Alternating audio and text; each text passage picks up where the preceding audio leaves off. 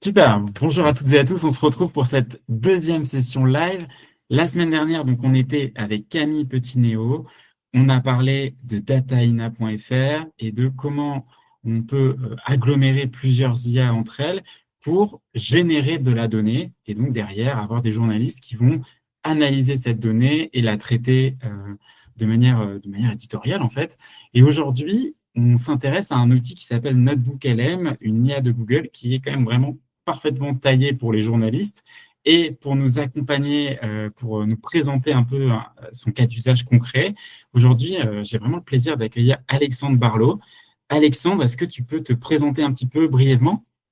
Ouais, bonjour à toutes et à tous. Bonjour à ceux qui nous regardent en replay. Je suis Alexandre Barlow. Pour le coup, ça va faire maintenant 9 ans que je travaille à Radio France.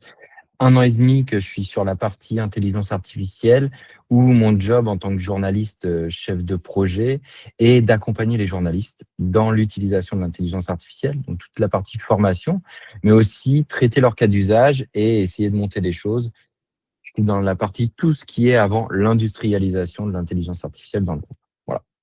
Super, merci Alexandre pour la petite présentation. Pour vous expliquer un peu comment ça va se passer, l'heure qu'on va passer ensemble. Donc, la première partie, on va être sur la présentation d'un cas d'usage très concret. Tu vas pouvoir nous partager ton écran, nous présenter un peu comment vous avez travaillé étape par étape pour utiliser NotebookLM et on présentera évidemment à tout le monde ce qu'est NotebookLM.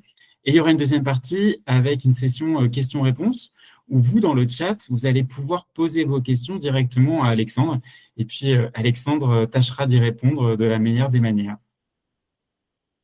On va commencer. Alors, est-ce que tu peux nous présenter déjà, pour qu'on fixe un petit peu le cadre, qu'est-ce que concrètement NotebookLM?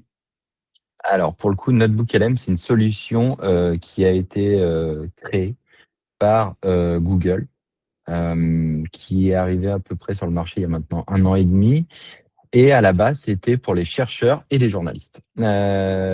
Pourquoi? Tout simplement parce que on va avoir un LLM qui va venir s'appliquer sur des datas, sur de la donnée qu'on lui donne, que la personne qui utilise l'outil a choisi. Donc, on est maître de son propre corpus et on vient travailler uniquement sur son propre corpus de données. C'est ce qu'on appelle le RAG de façon beaucoup plus technique. Et en fait, cet outil-là, ça nous permettait de pouvoir traiter, dans les premiers temps, quand il a été mis à disposition, plusieurs types de documents. Du PDF, donc du texte qu'on pouvait copier-coller, un peu de site web à l'époque quand on pouvait aller chercher beaucoup plus qu'aujourd'hui, de l'audio et de la vidéo, tout ce qui est stocké sur YouTube. Et c'était quelque chose qui était hyper intéressant parce que quand on va faire de la veille, quand on va préparer un sujet, etc., on va regarder un peu de vidéo, on va écouter un peu d'audio et on va lire, bien évidemment. Et donc, ça nous permettait de venir faire de la recherche documentaire sur 3 types de médias et surtout sur des médias que nous avions choisis. Là où on peut le voir quand on va interroger ChatGPT aujourd'hui ou Perplexité et consorts, ça va interroger tout le web. Là, on est vraiment maître de son propre de son contenu. Et ça, c'est hyper important pour un journaliste de maîtriser. C'est hyper important que tu insistes là-dessus, Alexandre, parce que c'est vraiment ça qui va différencier NotebookLM d'un LLM standard. Donc, tu disais ChatGPT, Gemini, Claude, ou ce genre de LLM va avoir tendance à mettre au même pied d'égalité deux sources, alors que NotebookLM, le journaliste a la main là-dessus, il va pouvoir choisir quel dossier, quel rapport il va pouvoir glisser dedans, quel article, quelle URL. Et en fait, le travail de sourcing dans lequel les journalistes excellent, leur capacité à trouver des informations pertinentes et de qualité, bah, ça va faire ressentir sur la qualité derrière en output sur NotebookLM. Totalement, en fait, c'est vraiment ça parce que on le voit, un exemple qui va être concret et qui est parlant, Claude, par exemple, qui est beaucoup utilisé dans toute la partie codage, va être très bon quand on va l'interroger en front gratuitement, etc. Mais s'il est intégré directement dans un outil de code, il va être encore plus performant, plus puissant. Pourquoi? Parce qu'il aura tout le contexte de ce que l'on est en train de faire. Et tous les micro-gestes qu'on ne pense pas à partager dans notre prompt, et ben là, en fait, ils y ont accès. Et donc, quand on va utiliser un notebook LM, il va comprendre notre recherche parce qu'il va se mettre sur des documents que sur les documents qu'on lui donne. Et donc, ça va permettre une réponse qui va être beaucoup plus précise et efficace. En revanche, c'est pas magique, ça ne va pas être en capacité de faire des calculs mathématiques. C'est pas le but d'une IA. Ça sera pas en capacité de, de, de faire ressortir des choses, par exemple une tonalité. Je donne un exemple concret, un témoignage, je veux un témoignage poignant parmi mes sources. Ça ne le fera pas, ce job-là. Ça restera toujours un traitement humain parce que il y a un instant éditorial pour choisir un témoignage. Mais en revanche, sur toute la partie fonctionnalité de résumé, de nous emmener au bon endroit, notre BookLM est très très bon. Et le deuxième point qui est très intéressant dans notre BookLM, on a la partie gestion du corpus de recherche. On a la main totalement dessus. Et derrière, on a la partie réponse, en fait, du, de, du corpus. C'est quand on va lui poser une question, comme on peut le voir actuellement, c'est pour le coup, la réponse qu'il va nous faire va se baser uniquement sur le corpus que l'on trouve sur notre gauche, mais surtout va sourcer sa réponse. Et ça, c'est très important parce que on va lui poser une question, par exemple, sur les rapports de la Cour des comptes de 2020 à 2025. On veut savoir en quelle année tel département français a été mis en cause. Il va nous dire le département de l'Île-de-France a été mis en cause en 2022. Bon, je ne vais pas me fader l'entièreté des rapports pour aller retrouver l'endroit exact. En revanche, notre BookLM, lui, va nous dire, et il le met en bout de ligne, il va nous mettre un petit 1, un petit 2, une petite note, en fait, et on va cliquer sur cette note-là, et ça va nous renvoyer à l'endroit exact du document où il a pris l'information. Et en tant que journaliste, c'est toujours très important et c'est primordial de vérifier ses sources. C'est primordial aussi de revérifier les informations que peuvent nous donner une intelligence artificielle. Et là, pour le coup, cet outil-là, il nous le permet directement, en fait. Et donc, on a juste à aller cliquer dessus et sur le 1 ou le 3 en fonction d'eux, ça nous ouvre la partie du média cité.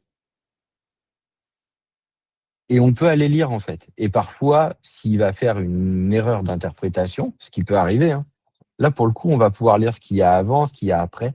On a le passage qui est cité, qui nous est surligné. Et ça permet, dans un seul espace de travail, de pouvoir tout maîtriser, en fait. Et c'était là la force de notre BookLM, et ça l'est toujours aujourd'hui. Le fait de pouvoir maîtriser son corpus, de pouvoir l'interroger. Il est très, très bon sur la partie résumé et mise en perspective. Et derrière, aller chercher, revérifier tout cet ensemble-là. Et Tu as après, on peut raison. créer des notes, etc. Donc là, j'ai mis des rapports de la Cour des comptes. C'est un exercice que je donne en école de journalisme. Travailler sur les rapports de la Cour des comptes, c'est souvent extrêmement complexe. Pour situer pour les non français, puisqu'on a quand même beaucoup de personnes qui nous suivent qui sont en Afrique francophone ou au Québec, la Cour des comptes, ça va être un peu le gendarme de l'État qui va dire attention, il y a trop de dépenses, trop d'argent public qui est gaspillé à tel endroit ou à tel autre endroit. Et donc, les rapports sont extrêmement attendus chaque année. Il y a plusieurs tomes. C'est des rapports qui font 500, 600, 700 pages parfois. C'est très compliqué d'aller fouiller dans ces documents. Pourtant, on sait qu'il y a des histoires, il y a de la matière à éditorialiser. Et en fait, notre BookLM est divisé avec cette partie-là. Ajouter des sources. Donc, on peut ajouter vraiment les sources qu'on veut ici, le lien, enfin des liens du Google Drive, du texte, de la vidéo. On a tous les formats qui sont marqués ici. Là, je le fais avec une version gratuite de Gemini, mais si on a une version payante, on peut monter à 300 documents sur Gemini Pro et au-delà encore, si on a un compte encore plus puissant, le Gemini Ultra, je crois que c'est beaucoup plus. Hein. Et donc là, la partie, comme tu disais, où vraiment on va chatter et les réponses vont être directement issues des sources qui sont là. Et c'est très facile d'aller vérifier les sources en question. Derrière, sur cette partie-là, donc il y a vraiment 3 catégories. Ça ressemble un petit peu à TweetDeck, pour ceux qui avaient l'habitude d'utiliser TweetDeck avec ses différents panneaux. Et la dernière partie, c'est la partie studio qui est un peu plus anecdotique. On aura l'occasion peut-être d'en parler un peu plus tard en fin de présentation. C'est pour le coup plus un gadget, mais un gadget qui a certains usages pas inintéressants. On pourra en parler un petit peu plus tard à la rigueur. Est-ce que Alexandre, tu pourrais nous parler de la problématique que vous avez eue la question que vous vous êtes posée, puisque c'est souvent comme ça qu'on commence un projet IA, c'est en posant sur la table une question et en se disant, est-ce que l'IA est en capacité de nous aider pour y répondre? Et si oui, comment? En fait, la question est pas venue dans un premier temps. Il y a une histoire qui est assez amusante autour de tout ça, c'est que on est tout simplement en train de discuter avec le directeur de l'information de France Bleu à l'époque, la direction de l'information chez nous, etc. Et c'est franchement une discussion qui est autour de la table avec un café et rien de plus, hein. Et on dit, ah bah, on a testé notre bouc LM, c'est cool sur ça, ce serait bien, enfin, on le voit. Les premières idées, c'est de tester avec les journalistes sciences, santé et environnement chez nous, notamment avec des rapports du GIEC, ce genre de choses. Ok. Et tout ce qui va être journaliste PJ, quand ils se remettent dans un procès, ils reprennent toutes leurs notes, leurs audios et leurs vidéos, et ça leur permet de se remettre dans le bain d'un procès et de pouvoir interroger très rapidement et d'en partir sur le sujet.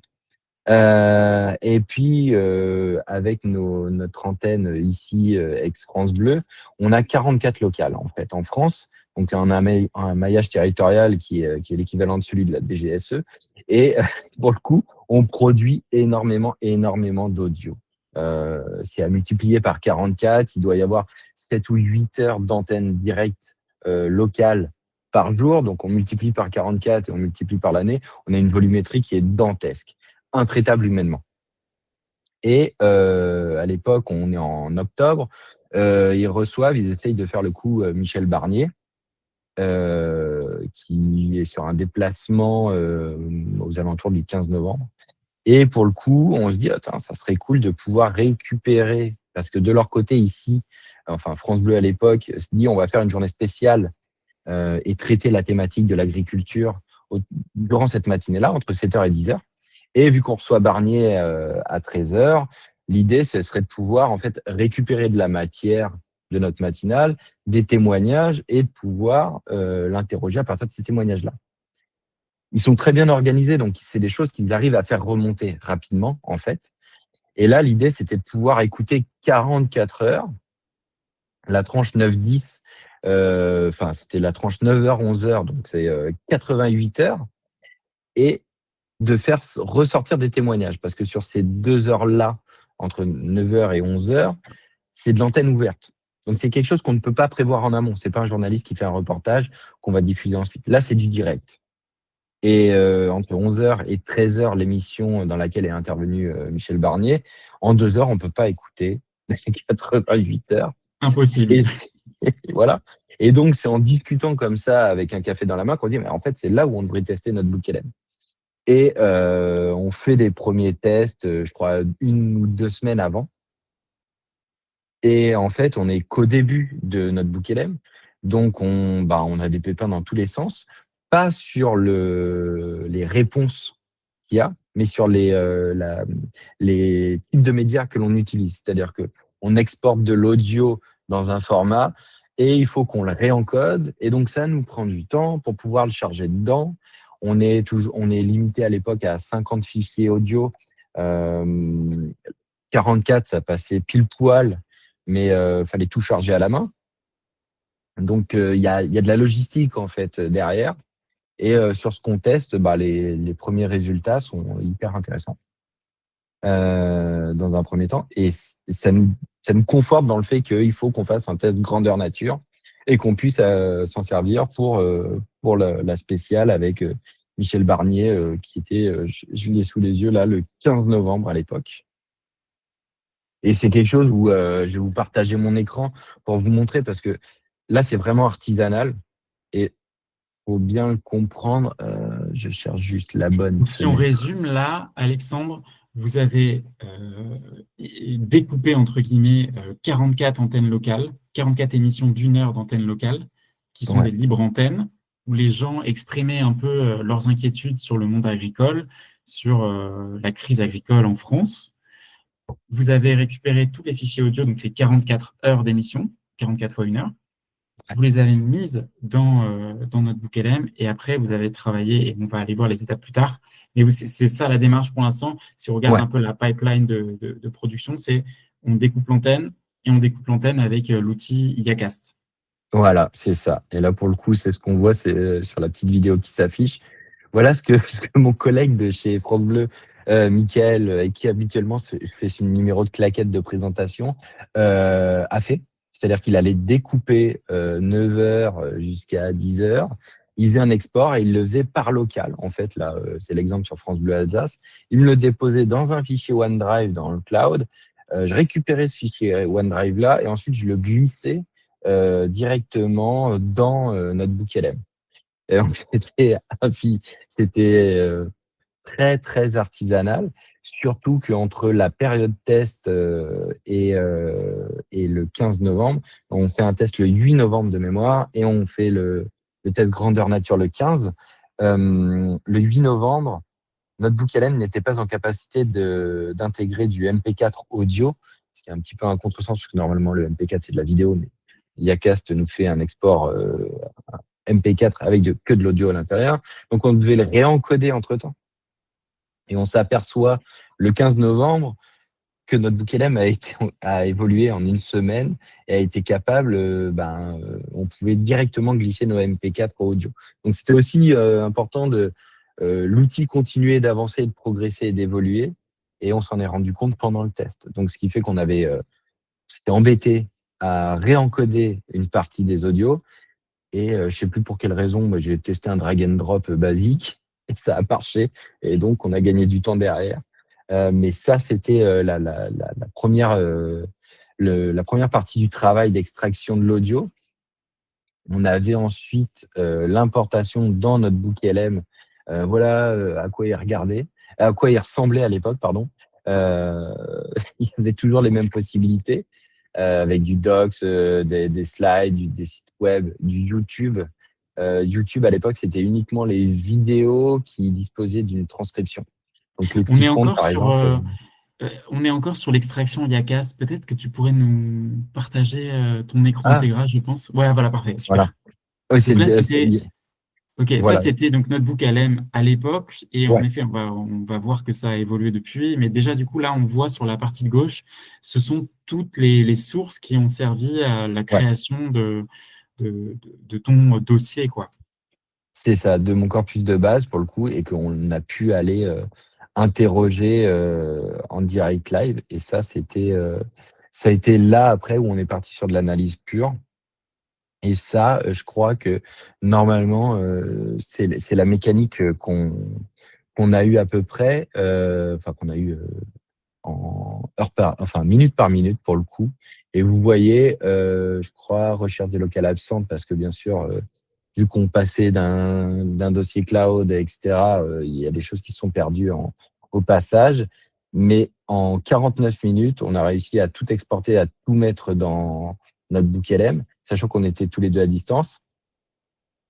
Et à 11 heures, on est en capacité de fournir un premier résumé sur nos 44 locales, soit une heure après la fin des émissions. Donc Et là, si je comprends bien, ça a pris à Notebook LM 9 minutes pour analyser 44 heures d'émission, c'est ça?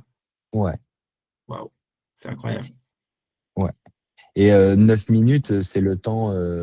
Alors, notre book LM, lui, il est beaucoup plus rapide que ça parce que il doit mettre une trentaine de secondes à nous répondre. C'est juste, on avait un prompt de départ et en fonction des réponses qui nous est, les premières réponses, en fait, on a un poil affiné pour livrer un premier résumé. En fait. Donc entre 10h49 et 11h, les 11 minutes que l'on a là, en fait, c'est le temps qu'on sorte un résumé propre. Et 11 heures, c'est l'heure où le résumé est sous format PDF déposé dans le WhatsApp où il y a toute la chaîne éditoriale. Donc en 11 minutes, on a un peu itéré et on a exporté, on a fait une mise en forme un peu propre et on a déposé et partagé avec l'ensemble des journalistes. Est-ce que tu pourrais nous partager justement ce résumé qui, du coup, représente un peu le panel de ce qu'ont dit les Français sur vos antennes locales de 9 heures à 10 heures? Ouais, c'est ce qu'on voit là à l'écran. Je ne sais pas si tout le monde le voit bien. Peut-être si tu peux Euh, zoomer, c'est pas mal, je pense. C'est un alors, petit peu petit. est-ce que je peux zoomer dans mon image? Hmm. Euh, Comment je pourrais faire ça? Je vais essayer de voir. Non, là, pour le coup, euh, j'essaye. J'ai une fenêtre qui s'ouvre. J'essaie juste de trouver, excusez-moi. Ah, ça a l'air de marcher là, ouais. Super. Ouais. Donc Est-ce là, que c'est le ça... premier résumé. Décryptage de la crise agricole en France. Ouais, je vais Ah essayer oui, de on voit vous bien mieux. montrer. Super. Alors, c'est pas optimal, mais voilà ce qu'on a. En fait, on a un premier... on est sur la crise agricole, le sujet de la crise agricole en France. Et là, en fait, on va avoir un panorama de ce qui se raconte. Et surtout, dans cet exemple-là, on veut qu'il nous ramène des exemples qui sont concrets et dits sur nos antennes. Et pour nous faciliter le job, l'idée est, comme on peut le voir si vous voyez ma souris, c'est qu'il nous donne le fichier sur lequel il se base, ainsi que le timecode du moment du fichier audio, avec l'exemple concret Anne-Cécile Suzanne. Et là, pour le coup, cet exemple concret Anne-Cécile Suzanne, alors ça s'orthographie absolument pas comme ça, euh, mais pour le coup, elle existe réellement. Et ce qu'elle nous dit, cette agricultrice-là, pour le coup, est vrai. Enfin, on retrouve cet extrait-là et on le retrouve bien au bon endroit, etc. En Là, revanche, il y a eu ouais, un travail pour la nomenclature des fichiers et être capable de retrouver très rapidement. C'est l'émission de non. France Bleu Basse-Normandie. En fait, le travail de nomenclature du fichier, étant donné qu'IACAST l'exportait avec France Bleu, Basse-Normandie, etc., on n'a rien retouché. On voulait pas Ok. perdre de temps, en fait, là-dessus. Et ouais, on le voit, le nom du fichier MP4 ici, en fait, c'est le fichier tel qu'il est exporté par IACAST. Donc, c'est lui qui nous met cette nomenclature-là. Et ça fonctionne très bien parce que ça nous permet de sourcer. Enfin, nous, ça répond très bien à notre besoin. Le deuxième point, en revanche, qui était celui du timecode, lui, est beaucoup plus problématique parce qu'à l'époque, en fait, notre BookLM, il est totalement à côté de la plaque, en fait. Les timecodes qu'il donne, là, c'est 2,18 de mémoire, elle intervient à 44 minutes et je sais plus quelles secondes de l'audio. Donc, ce qui fait qu'on la retrouve pas, en fait, de cette manière-là. En parallèle, pour pouvoir la retrouver, on avait fait un transcript Ok. euh, et on cherchait directement par le texte. Et c'est comme ça qu'on l'a retrouvée à 44 minutes. L'idée, c'était de vérifier aussi en parallèle et pas de donner, pas de livrer de l'info sans savoir si elle est totalement vraie, en fait. Et ça Et hallucine ça, pas avec ça. aujourd'hui, avec les progrès de notre BookLM, si tu refais le test aujourd'hui avec le même corpus, là, a priori, il devrait être en mesure de te retrouver le timecode exact de la citation. Euh, c'est une excellente question. Ce qu'on peut faire, je crois que j'ai encore le corpus exact. Est-ce que je peux On a changer? Chloé, justement, de Radio-Canada, qui nous partage, qui nous fait un petit message. J'allais justement poser la question des timings. J'ai fait plusieurs tests avec Notebook LM. J'ai souvent vu des problèmes à ce niveau, encore aujourd'hui. Intéressant. Eh ben, moi, ce que je vous propose, comme ça, c'est cool. Et moi, ça m'amuse aussi. Je vous partage mon écran et on le fait en direct sur le même corpus. Génial. Je Franchement, mets ma je fenêtre pense qu'on a ici. tous envie de voir ça. Et du coup, on va Ouais. comprendre un peu les différentes étapes. On va voir le temps aussi d'encodage des fichiers, mais a Euh, priori, c'est assez rapide. Et, euh, et ce qui va être hyper intéressant aussi dans la suite de ta présentation, bah voilà, on voit bien là la plateforme et l'évolution apportée ouais. avec toute Là, la partie studio qui est plus gadget, mais qui peut être intéressant dans certains cas. peux-tu me donner des exemples de témoignages autour de la crise agricole en France? Je veux que tu me Tu me joignes joignes les TC, les timecodes. le timecode ainsi que le fichier source. Là, pour le coup, c'est du direct, c'est pas préparé, c'est sans filet. Il faut qu'on précise quand même que Notebook LM a tendance à prendre un peu son temps pour répondre et va répondre bien moins rapidement qu'un LLM classique comme ChatGPT. Et en fait, tant mieux. Enfin, pour les journalistes, on n'est pas à la seconde près. On préfère que le travail soit fait soit fait de manière un peu en profondeur, qu'il y ait Ouais. une vraie recherche, que ça prenne du temps, un peu comme sur certains modèles de ChatGPT où il va y avoir une phase de deep search, plutôt que d'aller trop vite et de répondre à côté et de nous sortir des hallucinations, quoi. Donc, il faut prendre en compte le fait que, en effet, ça va prendre un petit peu de temps pour répondre. Ce qui est intéressant, ouais, oui, c'est totalement vrai. Ce qui est intéressant aussi à savoir, on a peut-être oublié d'en parler, c'est le fait qu'on peut Oui. sélectionner et désélectionner ces sources dans un corpus. Parfois, on va mettre énormément de fichiers, etc. Et on peut aller désélectionner parce qu'en fait, ce corpus-là n'est plus à jour. Sur une étude autour de la migraine, par exemple. Il y a une nouvelle étude qui remet en cause l'ancienne et l'ancienne est caduque. Ça permet de le désélectionner plutôt que d'aller s'embêter à aller supprimer, etc. Ça le garde parce que parfois on veut vouloir revenir la comparer pour X ou Y raison. Là, on garde tout au même endroit et surtout, on peut sélectionner et désélectionner le corpus de base. Euh, Ça Et nous là, ça apporte. y est, le tableau prend vie sous nos yeux. Euh, donc, on voit Philippe, Christiane, Robert, ça, c'est les noms des personnes qui sont intervenues dans les antennes locales, Ouais. Et à avec le type l'époque, de témoignage, le thème du témoignage sur la deuxième colonne. Le timecode apparaît pas. non. Par contre, est-ce que si tu cliques sur les annotations un peu surlignées en bleu, est-ce que ça te renvoie direct vers la citation? Ouais, si on clique dessus, Ok, je ok, touche. voilà. En Donc ça te revanche, donne pas le TC, quoi, par contre. non. Et c'était un gros problème parce que c'est assez amusant, mais il y a une petite anecdote à l'époque. Les timecodes qui me sortent, donc on fait ça le vendredi 15, et sur le coup, on s'aperçoit que les timecodes sont pas bons, donc on prise le truc et on se débrouille autrement pour trouver ce qui nous intéresse. Et notre booklm nous dit, il n'y a pas d'historique, il n'y a pas de mémoire dans l'outil. OK. Donc moi je suis un petit peu taquin avec lui, donc je commence à lui dire bah en fait t'es pas bon sur les timecodes, tu me dis que c'est à tel moment, mais regarde dans ton fichier, etc. Il me dit non, mais c'est toi qui te trompes, etc. On en est à ce niveau-là hein, d'échange quand même. Je reviens une semaine après et je reteste les timecodes et je lui fais bah t'es toujours aussi mauvais que la dernière fois. Il me fait ah bon, pourquoi tu me dis ça? Je lui fais bah tu te souviens pas la semaine dernière on a parlé de ça, tu m'as apporté tel et tels éléments de langage. Il me dit oui, mais bon. En fait, il était pas censé avoir d'historique, mais il se souvenait que la semaine dernière, je lui avais parlé du sujet. Et c'est pas moi qui l'avais induit en lui disant on a parlé de ça, etc. C'est lui qui était en capacité de me rappeler ce dont on avait parlé. Donc, un truc important, n'y mettez pas tout et n'importe quoi. C'est Google, c'est pas votre ami. Donc les choses qui peuvent avoir, qui, qui- mieux vaut qu'elles restent confidentielles. Gardez-les avec vous, les mettez pas dans une boucle LM. Voilà, c'est aussi un conseil que Totalement. je vous Sur donne. des données sensibles, ça, on va y revenir et on Ouais. va évidemment Et, insister là-dessus.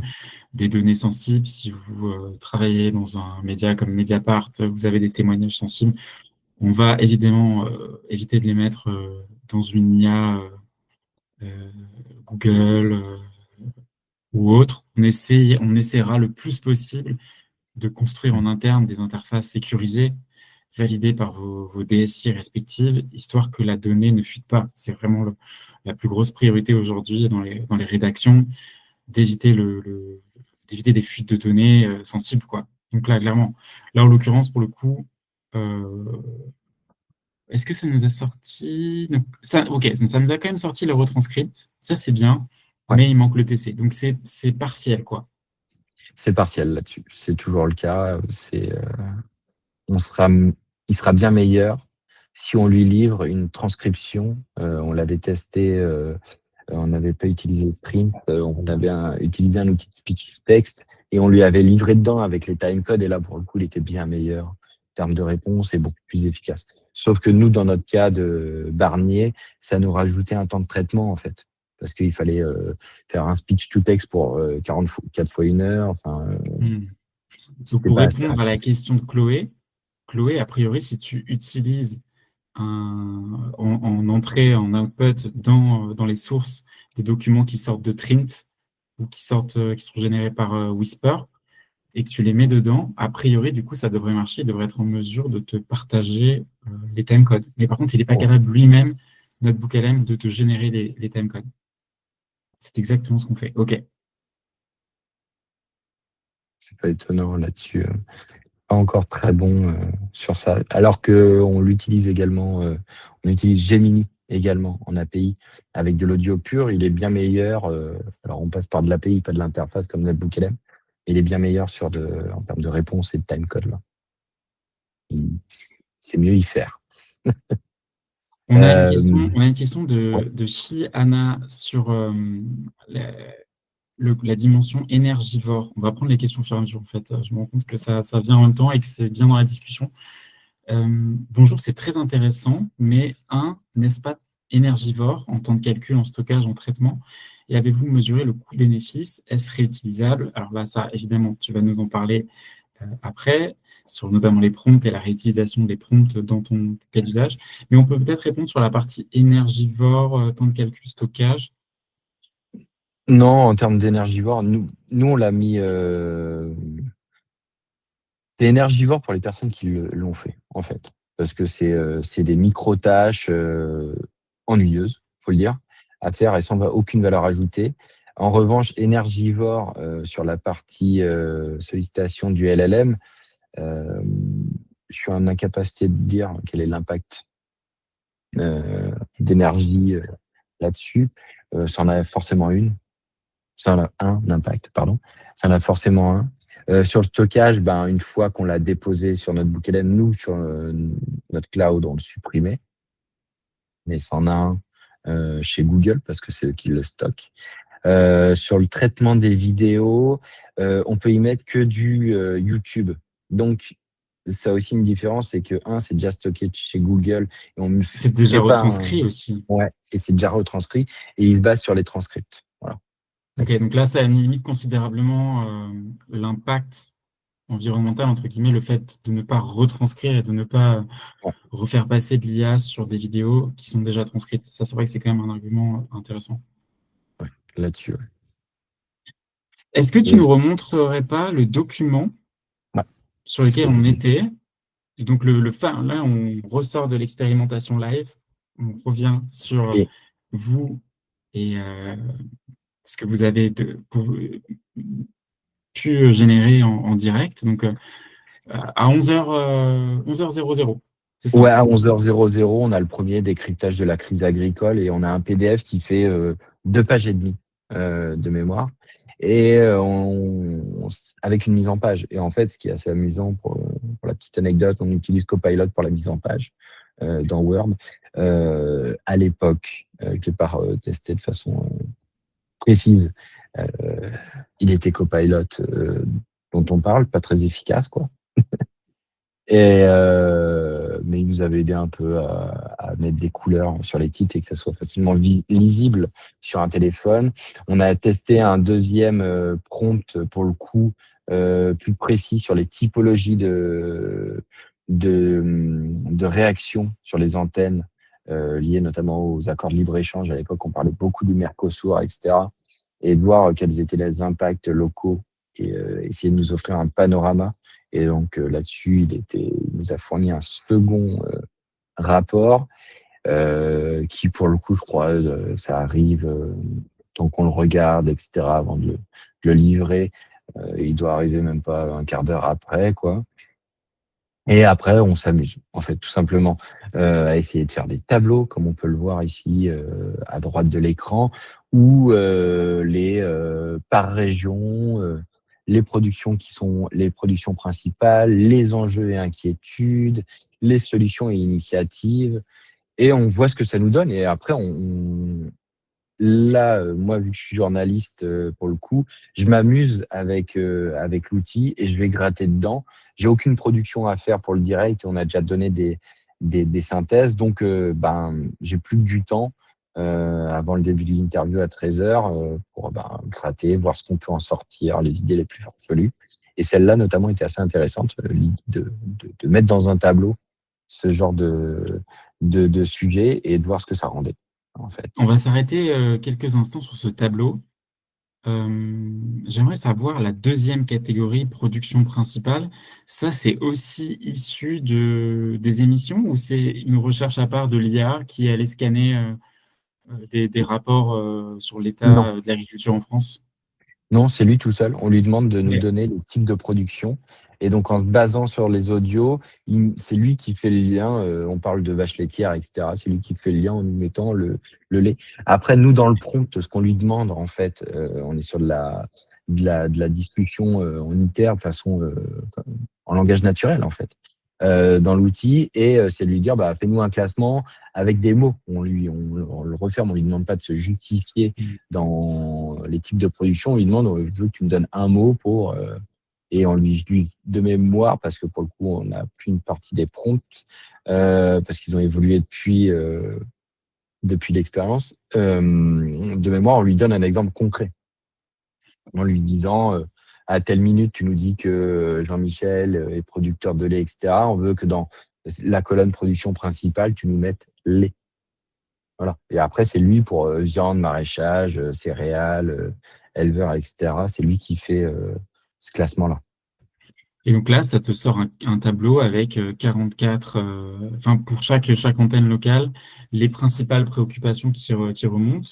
Ouais, Et c'est là où ça devient hyper intéressant pour nous, journalistes, parce que, alors évidemment, c'est pas forcément 100% représentatif, c'est comme un micro-trottoir, hein, on reste sur ouais, du déclaratif, sur 1 heure d'antenne. Mais par contre, ça dit quand même quelque chose. Et je me souviens, tu m'avais partagé le document en intégralité. Et moi, hein, quelque chose qui m'avait marqué, c'est que le pourtour méditerranéen a été très inquiet par rapport au prix du foncier et des prix des terres qui étaient de plus en plus chers à cause du prix de l'immobilier qui explosait. Et en Bretagne, on n'avait pas du tout les mêmes préoccupations que dans le pourtour méditerranéen. Donc en fait, il y avait vraiment comme une géographie des protestations ou des inquiétudes ouais. des agriculteurs. Toi, tu as Ouais, pu la sentir. c'est ça en fait. Et c'était tout l'intérêt en fait, c'était de voir. On a ces 44 capteurs sur le territoire français. Et l'idée, c'est qu'à un moment donné, bah, en fait, il nous montre aussi quelles sont les disparités en France, les contradictions qu'il peut y avoir, etc. Et c'est aussi une clé de lecture. Et c'était la force de ces témoignages-là, qui sont, c'est un carottage, hein, c'est pas un sondage et c'est absolument pas exhaustif. Mais en tout cas, ça nous donne une tendance, ça nous donne quelque chose et ça nous permet de palper à un moment donné ce qui se dit et ce qui se raconte sur les antennes. Et c'était là l'objectif. Après, on n'en a pas fait une utilisation éditoriale pure et dure. Mais en tout cas, on a pu voir ce qu'on pouvait en faire. Et ça, c'est très important parce que c'est ce qui dicte aussi notre futur et notre présent dans ce que l'on fait avec cette matière-là, en fait.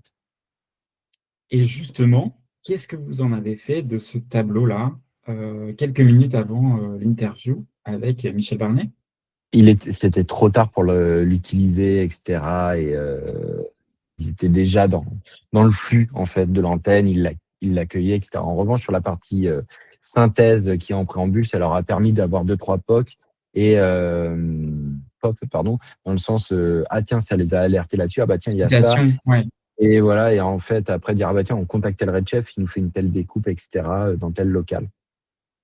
Ça a eu aussi un impact, c'était de montrer ce qu'on était en capacité de faire. On s'en est aussi servi comme un outil de communication. Et à un moment donné, on ne peut pas non plus le cacher en disant bah, Michel Barnier, voilà ce qu'on est en capacité de faire. Voilà ce que l'on a fait ce matin. L'idée, c'était d'avoir cette cartographie-là et voilà ce que ça disait sur nos antennes. Voilà ce que nos antennes disaient entre 9h et 10h en France ce matin.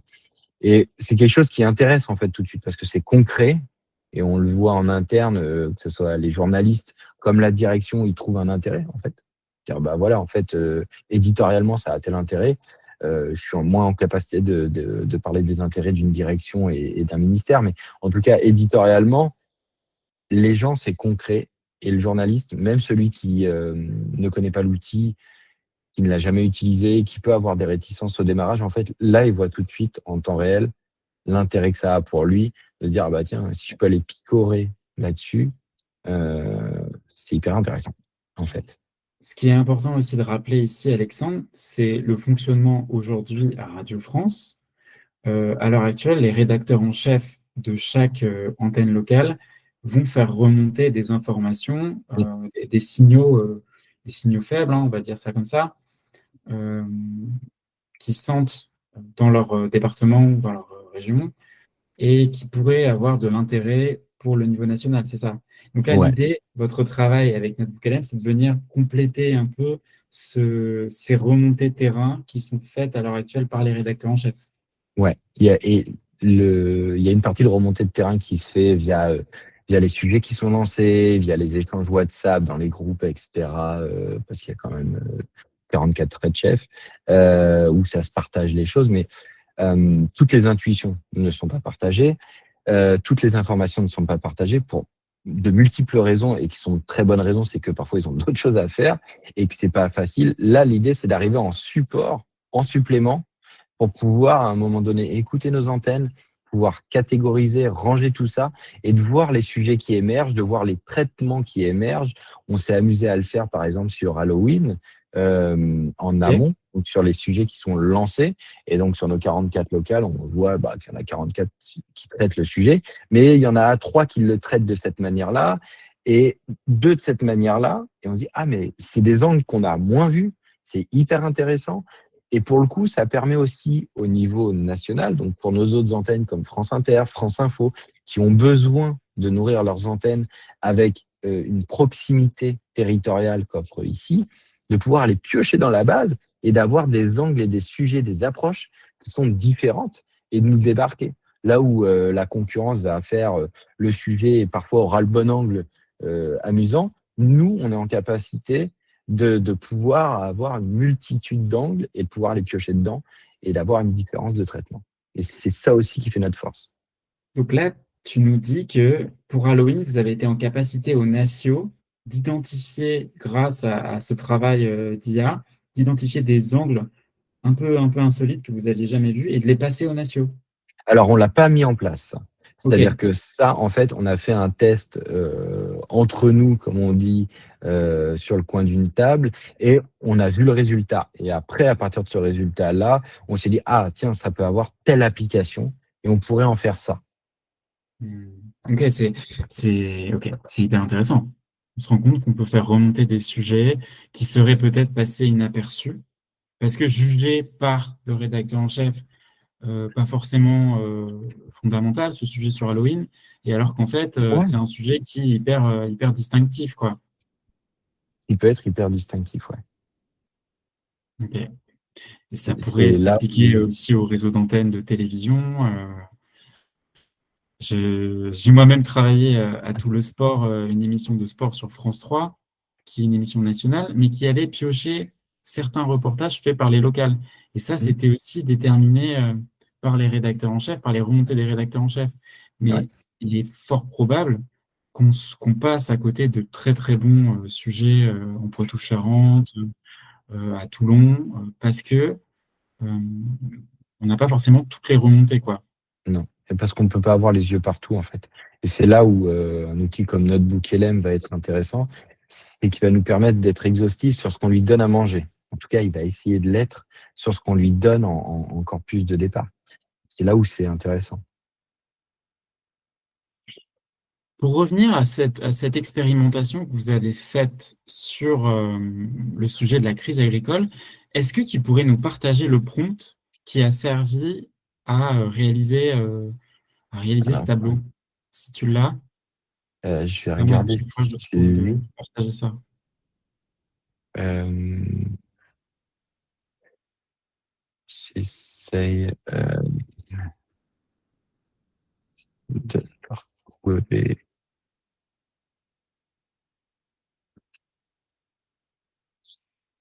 Je l'ai pas sous la main. Ah. C'est pas grave si tu l'as pas sous la main. Mais alors, euh, On- pour pour continuer, donc, raconter un ouais. vas-y, pardon. Pour raconter, en fait, on avait bien tout cadré. On avait dans un premier temps cadré la matière. Ceci est une heure d'émission antenne ouverte. On lui avait donné des éléments de la grille radio en lui disant fais attention, tu as des éléments de publicité qui se trouvent dans ces créneaux-là, etc. On avait fait vraiment un prompt très, très structuré en lui donnant le plus de contexte possible sur l'audio afin qu'il puisse bien comprendre où est-ce qu'il était en train de jouer et ce qu'il devait nous rapporter. Voilà, c'est là-dessus, le prompt, il était assez long, il faisait d'une page à quatre. Ah oui, d'accord, oui. En Ouais. mettant Là, on tout ce avait que bien vous ne vouliez structuré. pas.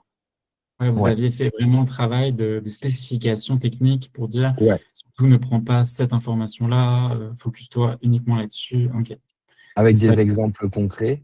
Et surtout, à l'époque, là, je ne l'ai pas retesté dernièrement, donc excusez-moi pour ça, mais à l'époque, dans le prompt qu'on lui donnait à notre LM, on était limité en quantité de signes. Et donc, on avait été obligé de reformuler certaines parties en mode très lapidaire, santé égale, je sais pas quoi, etc., pour que on puisse tout rentrer ce qu'on souhaitait dedans et qu'on considérait comme important, en fait. Ok. Est-ce que tu peux nous parler, Alexandre, de ce qui s'est passé après cette expérimentation? Donc, tu nous as parlé à l'instant du fait que vous avez commencé à regarder un petit peu du côté d'Halloween. Donc, l'idée, c'est aussi de regarder dans les JT maintenant, c'est ça? Pas uniquement les émissions de libre antenne. Non, ouais, l'idée c'est aussi d'aller regarder. Alors là, pour le coup, on est moins sur notre book LM. On utilise directement, on fait des appels à payer en direct avec nos audios. Mais l'idée, oui, c'est aussi d'aller écouter des tranches bien spécifiques d'antenne. On a un rendez-vous d'antenne sur les 44 locales à 7h35 qui s'appelle c'est l'info d'ici. Voilà. Ok. Où c'est uniquement une info très local qui est développé sur 4 minutes. Et l'idée, c'est ils envoient tous les matins, en fait, enfin toutes les veilles, les Red Chefs envoient leur menu en disant l'info d'ici de demain, ça sera tel sujet. Mais là, pour le coup, on peut réellement prendre l'audio, l'écouter, enfin en tout cas, une IA va l'écouter pour nous, et de savoir ce qui va être dit dans cette partie-là de la matinale. Et derrière, en fait, ça toutes ces informations-là, on va les agréger entre elles pour aussi faire remonter tout ce qui va être signaux faibles, en fait. Parce que dans un sujet sur l'agriculture, on va pas dire, on va pas mettre dans l'angle, ben, on a traité l'angle des panneaux retournés, par exemple. Dans un premier temps, c'est dire bah, au fil de la discussion avec l'agriculteur, il va dire bah, on a été retourner des panneaux dans telle commune, etc. Et ça nous permet en fait ce niveau-là de traitement, de pouvoir faire remonter ce qui va être uniquement tenu dans la voix et pas dans l'information qui va être partagée au global par les Red Chefs. Donc ça nous permet d'aller encore plus loin là-dessus. Dans le cas des panneaux retournés, tu vas avoir une détection, par exemple, en Isère, et puis tu vas te rendre compte que finalement, il y a aussi eu des panneaux retournés en Moselle ou dans un autre département. Et ce qui était en fait une info locale va devenir en fait une info nationale. Ouais, et une tendance en fait.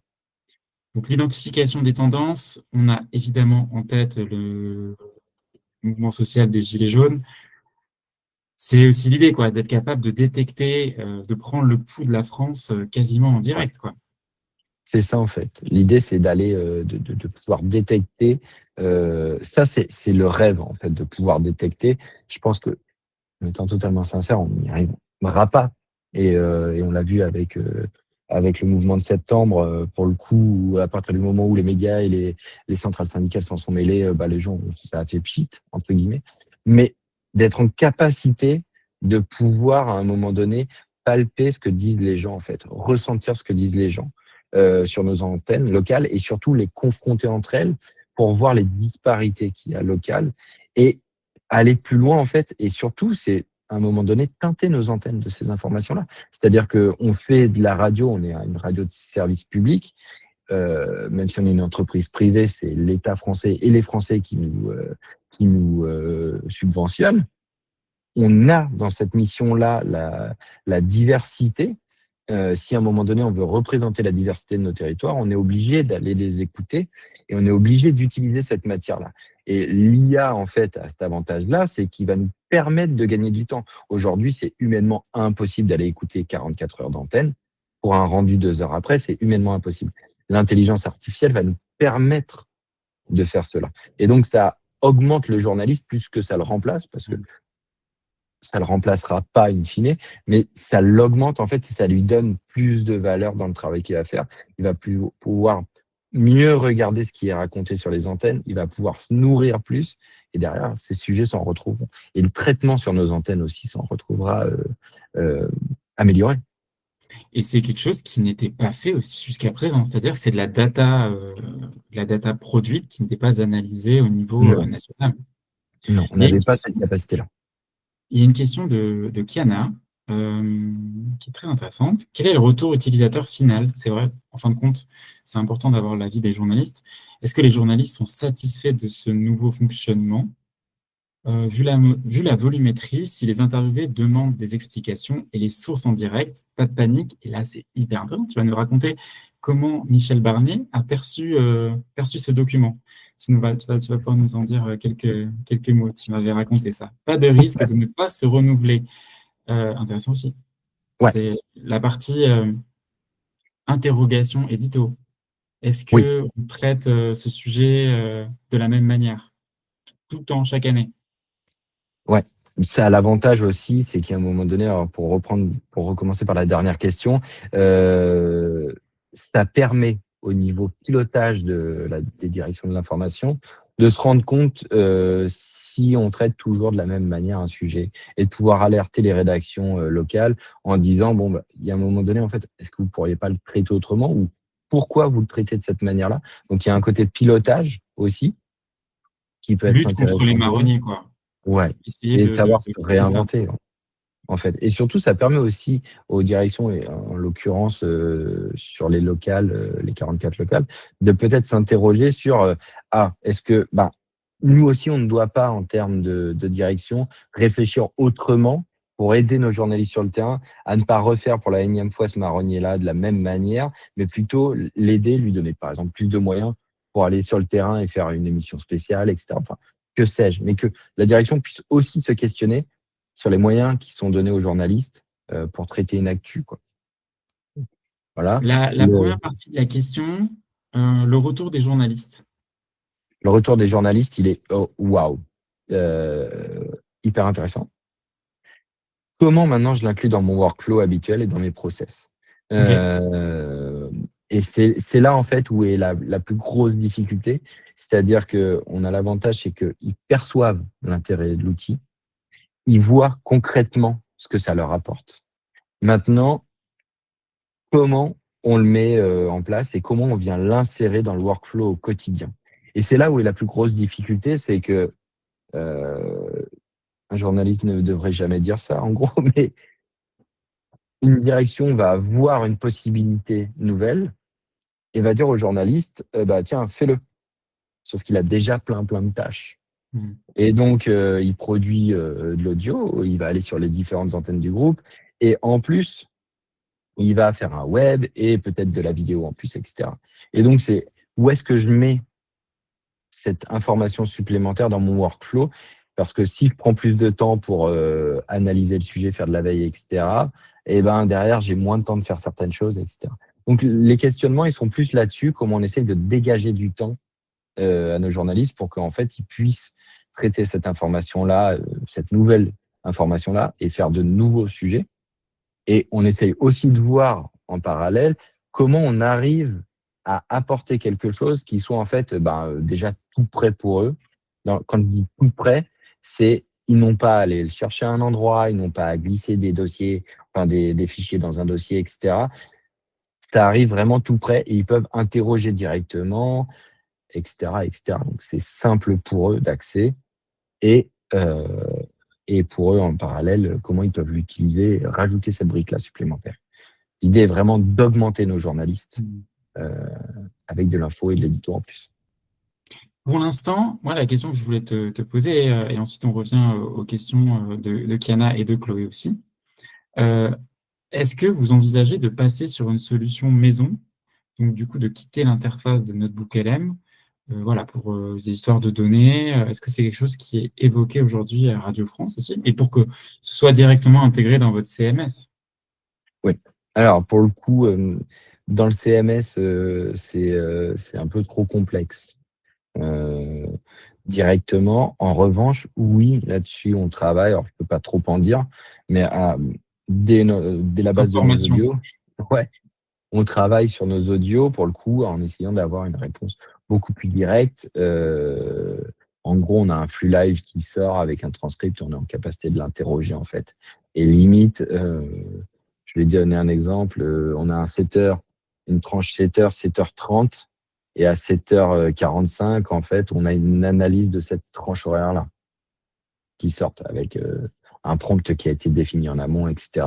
Et en fait, ça, c'est les choses sur lesquelles on travaille actuellement. Comme ça, le journaliste, en fait, il veut tel local sur telle tranche horaire. Bah, il a un transcript et il a en plus une analyse du transcript avec voilà ce qui a été dit, tel moment, etc. Un résumé. L'idée, elle est aussi de tester là-dessus, de voir ce que ça donne, comment Ok. ça répond et voilà. Mais on n'est que sur des phases qui sont dites expérimentales. Donc, on teste toutes ces choses-là comme beaucoup d'autres et on essaye de voir comment on peut le mettre, où est-ce qu'on doit le disposer, étant donné qu'on a aussi bien un CMS pour notre application Radio France que un outil de gestion de l'édito et audio dans la maison. Donc, c'est où est-ce qu'on positionne ces informations-là, comment on les positionne, etc. Il y a toutes ces questions-là qui naissent avec. Mais en tout cas, sur la partie expérimentale pure, ouais, on a déjà bien avancé là-dessus avec des outils maison. Ouais.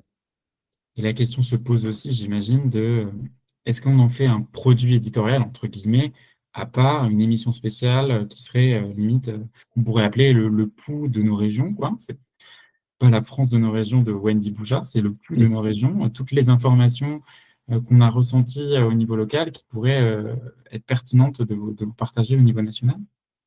Il y a en fait là-dessus, on est en pleine phase aussi de recenser les besoins parce que toutes ces informations-là, elles vont servir, mais pas de la même manière. Donc, qu'est-ce qu'on doit délivrer à un journaliste qui est en prépa matinale pour France Info comme typologie d'information? Qu'est-ce qu'on doit délivrer à Philippe Corbet, qui est le directeur de l'information de France Inter, etc., etc.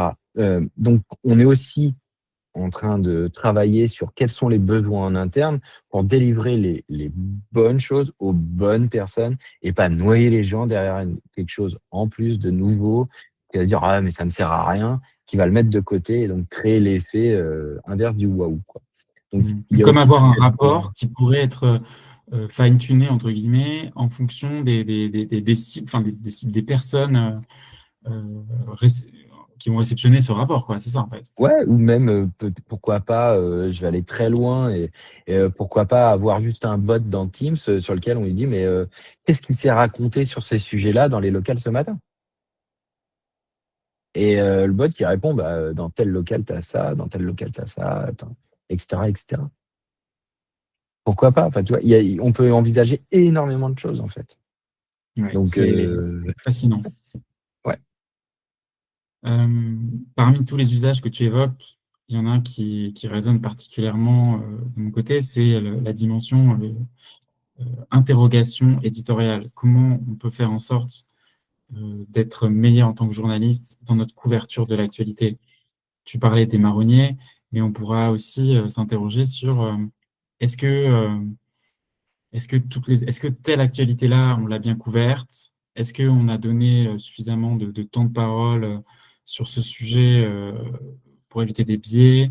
Enfin, il y a tout plein de critères aussi qui vont permettre d'améliorer encore un petit peu la couverture édito sur des questions de temps de parole, d'équité homme-femme aussi. Ça, c'est un vrai sujet de donner plus la parole à des femmes, à des expertes. Et là, en fait, de ce que tu es en train de me raconter, c'est que on va être en capacité aussi, avec ce sur quoi vous travaillez, à identifier aussi la part d'expertes, ce qui est aussi d'ailleurs un peu le fait déjà aussi du côté de l'INA avec Dataina, mais ça, vous allez pouvoir le faire et venir aussi suggérer des réajustements édito. ouais. Surtout qu'aujourd'hui, enfin, en France, l'Arcom va étendre, en fait, son regard en dehors du scope uniquement politique et des élections et va nous demander de la pluralité, pardon, sur les thématiques traitées et comment elles sont traitées, ces thématiques-là. Et donc, ça nous demande, nous aussi, à être en capacité de piloter ça, que ce soit les directions de groupe et les directions de l'information, de savoir ce qui est dit sur nos antennes. Au-delà de comment c'est dit, mais c'est d'être en capacité de répondre au cahier des charges qui nous est imposé par l'ARCOM, donc de faire tout ce pilotage-là et de pouvoir qualifier, de genrer les prises de parole, et pas uniquement hommes-femmes. L'idée est aussi de voir il y a des personnes qui ne se définissent pas comme hommes et des personnes qui ne se Bien définissent sûr. pas comme femmes. Donc comment l'IA répond par rapport à ces questions-là? Il y a toutes ces parties-là en fait qui sont en cours de notre côté. Notre présidente en avait parlé lors d'une commission au Sénat où elle était interviewée. Euh, donc ouais, on avance sur ces sujets-là et l'IA nous aide à aller plus loin. Donc, l'IA comme outil de, de questionnement éditorial auprès des journalistes, très clair. Chloé Sandervost nous demandait, donc c'est super intéressant, c'est vrai, merci à toi Alexandre de nous partager tout ça, c'est passionnant. Est-ce qu'on peut voir des captures d'écran pour avoir une idée plus concrète de ce workflow? Là, Euh, tu nous as montré déjà pas mal de choses, mais si tu as d'autres ouais. captures d'écran que tu peux nous partager, évidemment, nous sommes tout oui. Les autres, non, sur le workflow, c'est ce que je vous ai montré pour le coup, la partie notebook LM et les comptes rendus. Si j'ai la guerre des timecodes, La guerre des timecodes. ouais, alors là, pour le coup, je vous ai montré les différents types de comptes rendus, je vais vous montrer la guerre des timecodes que j'ai évoqué tout à l'heure, avec notre book LM. Et là, pour le coup, c'est comment puis-je retrouver mon historique? Il n'existe aucun moyen de récupérer l'historique de nos conversations. Euh, C'est le moment où tu as fait dérailler, entre guillemets, notre bouc LM, hein, c'est ça, hein, ce dont tu voilà, nous c'est parlais tout ça, à pour l'heure. le coup. Ce dont je vous parlais tout à l'heure, et j'étais en train de le relire en même temps, parce que c'était pour bien me le remémorer. Là-dessus, c'est ce qu'il nous expliquait. Malheureusement, il semble que vous soyez frustré par mon capacité à fournir des timecodes. Et je crois que c'est sur la deuxième slide de mémoire. Euh,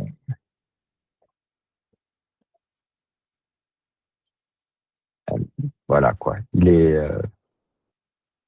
Il se souvient pas, mais il se souvient. C'est toute l'ambiguïté en fait du côté j'ai pas d'historique, mais j'en ai un quoi. Ouais. Et donc, c'était ça qui était intéressant dans cette guerre des timecodes-là. Et c'était les, les dernières slides que je ne vous avais pas montrées. Voilà. On va, avant de passer, alors je viens de vous partager un petit message dans le chat. N'hésitez pas à poser vos questions à Alexandre. On a commencé déjà à y répondre au fur et à mesure de la conversation, parce qu'on sentait qu'il y avait vraiment beaucoup d'envie dans les commentaires pour comprendre un peu les coulisses. Donc, n'hésitez pas à continuer à poser vos questions, si vous voulez qu'on revienne sur des détails très précis. Euh, Moi, j'avais envie de te demander, Alexandre, si à Radio France, vous utilisiez d'autres outils IA autres que Notebook LM aujourd'hui. Oui. Notre book LM, c'est celui qu'on recommande aux journalistes. Donc, c'est ce que j'évoquais très rapidement au début, mais dans des cas d'usage, un process réouvre, on reprend ses notes, on reprend une vidéo qui résume l'ensemble, un audio, etc. Tout ça, ça nous permet de se remettre dans le bain d'un procès. Ça nous permet de traiter, par exemple, un rapport du GIEC. On a couvert la COP, mais bon, le rapport du GIEC, il fait milliers de pages et on ne veut pas tout le lire et on veut retrouver les passages. Pour notre sujet, notre BookLM va super bien répondre à ce type de tâches. Sur ça, c'est un outil qu'on recommande. Après, nous, on ne recommande pas tout ce qui va être ChatGPT, Claude, etc. Le bot, ça, c'est pas recommandé en interne.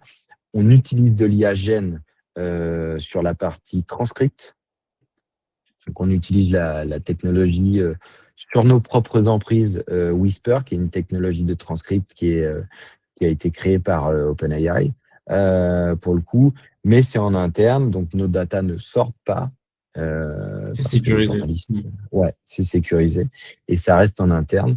On a fait un test à l'échelle audiovisuelle publique, donc avec l'INA notamment, France TV, etc., autour de Copilot. Ce test s'est arrêté, c'était pour voir comment ça répondait dans un environnement fermé, sur des données de travail. À voir ce que ça donnera dans le futur. On doit renégocier avec eux au cours de l'année 2026. Mais voilà où est l'IA aujourd'hui. On n'a OK. pas de briques comme on peut avoir dans des groupes comme les écoles parisiens, qui a une solution avec des briques d'IA, etc., en interne, un Une sorte agent, de un portail bibliothèque agentique. d'agents, en fait, c'est ça, hein. Vous Non, n'avez pas encore ça. non, on n'a pas ça et c'est pas forcément l'objectif premier OK. en fait. On est plus alors c'est plus un avis personnel qu'un avis porté par mon entreprise là, mais autant le portail agentique va répondre à des besoins immédiats. Ah, c'est génial, on veut tous aller sur ChatGPT pour lui poser une question. Par moment, on lui pose des questions. L'équivalent en termes d'impact environnemental, c'est prendre un Uber pour aller chercher le pain au coin de la rue. Euh, En quoi l'IA peut nous être utile? Et c'est vraiment là où est la question. C'est vraiment le bout par lequel on le prend à Radio France et en quoi ça va nous permettre d'augmenter nos journalistes, de faire des choses qu'on ne sait pas faire, des choses qu'on ne peut pas faire, comme avec les 44 locales, et des choses qui vont nous faire gagner du temps, donner du confort. Voilà, parce qu'on est dans un contexte économique où il y a moins de monde. Donc, comment on augmente, comment on avance, comment on évolue avec notre temps. Et c'est plus ça qui nous guide en interne, d'où le fait qu'aujourd'hui, il y a une centaine de personnes à Radio France dans notre CMS qui s'appelle Atlas, qui testent l'aide à l'attirail, où pour le coup, en fonction de l'audio et de leur papier, ils ont 5 titres qui leur sont mis à disposition, qui peuvent derrière réécrire, mais c'est 5 titres sur lesquels ils doivent faire un choix. C'est pas l'IA qui génère un titre. L'IA va proposer des titres à nos journalistes et à nos éditrices et éditeurs. Donc, on a aussi cette volonté-là d'utiliser l'IA sur certaines choses, En suggestion, quoi. Pas en en suggestion, placement. avec des ralentisseurs. C'est-à-dire que nous, on estime que on peut pas, en fait, ne pas appliquer un contrôle humain sur ce qui va être produit par de la Gen AI. Donc, comment on met ça en place? Donc, dans notre CMS, c'est bien balisé, c'est-à-dire que les gens doivent cliquer. C'est eux qui doivent être dans une démarche. Ils doivent faire un choix dans une fenêtre pop-up pour le ramener, le rapatrier. Donc, c'est un clic ou deux. Mais ces 2 clics-là, à un moment donné, montrent aussi, impliquent la personne. Donc, c'est ce qu'on appelle des ralentisseurs. Donc, comment on met en place ces ralentisseurs-là pour pas que les gens aient à cliquer 15 fois, mais en même temps puissent avoir accès à de l'aide. Et donc, c'est aussi là qui est la philosophie en interne. Alexandre, la question que vient de nous poser Olivier est très connexe avec ce que tu viens de nous dire. Olivier nous dit, est-ce que la direction de Radio France vous demande de rester en alerte sur le coût de ces outils à plus long terme, ne pas devenir dépendant d'un outil externe peu onéreux dont l'abonnement pourrait devenir très cher? Ouais. On va avoir, en fait, euh, on, on regarde cet impact-là. On regarde aussi l'impact environnemental. Quand nous, on arrive en bout de phase testing, R&D, enfin, appelons-le comme on veut, on doit aussi être en capacité de dire, voilà, quel impact environnemental ça peut avoir. Et derrière, on a en fonction des sujets, on va avoir plusieurs approches. Il y a certaines choses, prendre un outil sur étagère pour faire une tâche bien spécifique. Allons-y, ça nous évitera de perdre du temps, etc. Mais en revanche, il y a certaines choses, notamment sur nos data, là, on souhaite garder la main, là, on souhaite développer en interne. Et donc là, on va être beaucoup plus attentif à ce qu'on va mettre et à ce qu'on va développer en interne. On va y mettre beaucoup plus d'attention et on fera attention aussi sur les rapports coûts-investissement. Voilà. Donc, on est attentif à ça, mais dans la stratégie, on va définir plusieurs cas d'usage et là-dessus pour pouvoir répondre aux besoins en interne et à la stratégie du groupe, quoi. Donc oui, la direction nous demande de rester en alerte sur le coup. On a une deuxième question d'Olivier. Comment contrôler la façon dont l'IA va orienter ses détections slash les biais culturels implicites ou imposés? C'est vrai qu'on sait que l'IA n'est pas neutre. Est-ce que l'IA est entraînée en interne pour produire des résumés de détection signaux faibles qui soient fiables, ou est-ce qu'on utilise des moteurs clés en main déjà entraînés?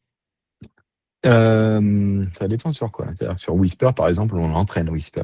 Oui, notamment sur les entités nommées, les noms de nos journalistes, etc., ce genre de Les choses. noms des Et villes, les noms des voilà. marques, etc. Et donc sur ça, là, pour le coup, il y a un travail qui est fait en interne et on le fait évoluer et on regarde les impacts, les effets de bord qu'il y a. On est très attentif à tout ça. Sur d'autres sujets, dans un premier temps, quand on fait ce qu'ils appellent chez les devs un spike, c'est-à-dire juste une idée qui peut-être est bonne, et un POC, un proof of concept, c'est-à-dire qu'on fait un test grandeur nature pour voir ce que ça donne. On va apprendre bien souvent des outils sur étagère. Donc, on met aussi la question du biais implicite dans la balance et on essaye de voir comment, on adapte nos prompts, comment on fait un méta-prompt, etc., etc. Donc, c'est qu'après, ou quand on internalise le, le service complet, qu'on va aller se questionner. Parce que, Et ben, il y a cette oui, étape aussi où on va noter les LLM et mettre dans un tableur Google Sheet, par exemple, 5 ou 6 LLM, et on va faire le test à l'aveugle. En tout cas, nous, c'est quelque chose qu'on fait à l'INA pour tester et voir quelle est la réponse, quel est le LLM le plus pertinent sur un type, une demande précise de réaliser. On fait le test à l'aveugle, un peu comme en cuisine en fait. Hein. ouais, On cuisine, on regarde à l'aveugle et on note les LLM, on note leur biais, on note la qualité de leur réponse et on fait ça, on itère ça plein de fois et en output, on, on ouvre, on désanonymise entre guillemets les LLM pour pas être influencé dans le choix et on se rend compte lequel est le plus adapté pour ce type de sujet, quoi, ce type de tâche. ouais. Et on revient un mois après pour revérifier, parce que bien souvent, les données peuvent avoir évolué, changé. Et donc, ouais, mais comme l'écrit Olivier, hein, C'est totalement c'est un ça. métier supplémentaire, en fait, Tu as dans raison, une Olivier. rédac. C'est un Et métier l'idée, c'est... supplémentaire. Vas-y, pardon, je t'en prie, Alexandre. Non, non, non, je répétais comme les personnes âgées, pardon, la deuxième fois, pour la deuxième fois la même chose. Mais C'est un ouais, ouais, métier supplémentaire et ouais, surtout, c'est un métier qui va permettre de traiter des données qui n'étaient pas traitées jusqu'à présent. C'est ça, moi, qui je trouve qui a vraiment de la valeur. ouais. Je voulais prendre un instant pour partager aussi mon usage de mon côté de, de Notebook LM, qui est un peu moins ambitieux quand même, disons-le, que le tien. Euh, je partage mon écran juste ici. Et en fait, je vais vous montrer. Donc, c'est une situation très concrète et je pense que ça va vous parler dans le chat. On est journaliste, on doit traiter de sujets dont on n'est pas forcément expert quand on est journaliste généraliste. Et euh, à la rédaction dans laquelle j'appartiens, l'INA, on traite l'actualité sous le prisme des archives. Il y a une actualité au mois d'août qui a été assez importante, c'est l'explosion de la consommation du protoxyde d'azote, notamment chez les très jeunes. La préfecture de Paris a alerté en disant attention, ça devient vraiment très inquiétant, quoi. Le protoxyde d'azote, moi, je ne suis pas du tout un expert de ce sujet. Pourtant, je dois faire ce sujet très rapidement. Comment je fais pour devenir enfin, m'imprégner au maximum de qu'est-ce que c'est que le protoxyde d'azote et ne pas dire de bêtises surtout? Eh bien, je vais me créer un folder, un dossier Notebook LM où dedans, je vais intégrer des fichiers audio, de la documentation de l'ANSES, l'autorité de santé, du ministère de la Santé, de la MILDESA, qui est une mission d'information sur les drogues. Et en fait, on peut les voir, hein, là, les documents, voilà. Alors là, c'est un document, alors, je ne le vois pas très bien, je vais plutôt vous mettre un autre. Dossier de presse, protoxyde d'azote, ça, je crois que c'est la MILDESA, justement, qui est la mission interministérielle contre les drogues et les conduites addictives. Donc là, le travail du journaliste, c'est vraiment de fournir notre book LM en allant chercher des données qui sont, à mes yeux en tout cas, pertinentes et de bonne qualité sur le sujet. Là, 3 rapports de l'État, des autorités de l'État sur les dangers du protoxyde d'azote, c'est vraiment hyper intéressant. Une fois que j'ai fait ça, derrière, j'ai mon chatbot ici qui se met au milieu. Est-ce que le proto est mortel? Je fais un test comme ça. Et en fait, en quelques instants, je vais avoir la réponse. Alors, oui, j'aurais pu l'avoir aussi sur Google, mais ça m'aurait nécessité beaucoup plus de clics. Et là, je suis en capacité immédiatement de chercher dans la source précisément l'endroit où on cite les dangers liés au protoxyde d'azote. Et on a, oui, l'usage détourné du proto peut être mortel, risque immédiat et cause de décès, asphyxie par manque d'oxygène, arrêt cardiaque et coma, complications pulmonaires ou digestives. Voilà, tous les risques qui sont marqués là, ça ne vient pas remplacer le travail du journaliste. Et évidemment, il y a un travail quand même d'aller vérifier tout ce qui est cité là. Mais le risque d'hallucination est vraiment baissé énormément, puisque on fait travailler l'IA ici dans un espace fermé. Et tu as utilisé le mot RAG tout à l'heure. c'est un mot que je vais vous présenter dans le module 3 que vous allez recevoir mardi matin. Qu'est-ce qu'un RAG? Ben, c'est ça, c'est cette boîte fermée dans laquelle on va remplir plein de données dans cette boîte et on va utiliser simplement la puissance de calcul d'un LLM pour venir interroger la boîte. Mais l'IA, quand il répond, comme toi tout à l'heure dans ton cas, Alexandre, il va vraiment pas sortir de la boîte. Et donc, on risque pas de raconter de bêtises. Alors, il y a quand même, moi je dis toujours quand même aux étudiants en école de journalisme, méfiez-vous toujours de l'IA et on ne prend pas pour argent comptant ce qui est sorti par de l'IA. On ne fait encore moins des copier-coller de ce que nous génère l'IA. En revanche, là, c'est une base de travail intéressante qui permet très rapidement de comprendre, en fait, de s'immiscer dans le sujet. Et donc, moi, je me suis servi de ça pour faire le sujet protoxyde d'azote et en quelques minutes, bah, je connaissais déjà bien mieux le sujet. Je n'étais pas un expert, je n'étais pas un journaliste scientifique, mais ça m'a permis de l'enrichir, d'enrichir mon sujet. Autre cas d'usage, ça c'est un cas d'usage que vous qui suivez le cours de journalisme AI, vous connaissez, et ça me permet de faire un petit peu la transition, parce qu'on ne l'a pas présenté encore. Alexandre, c'était un peu anecdotique, donc on ne va pas y passer non plus beaucoup de temps par rapport à ton cas d'usage, mais cette dernière catégorie, là, le studio, ce studio, il y a plein de petits gadgets qui permettent de générer un résumé audio, générer un résumé vidéo, une carte mentale, un rapport, une fiche d'apprentissage ou un quiz.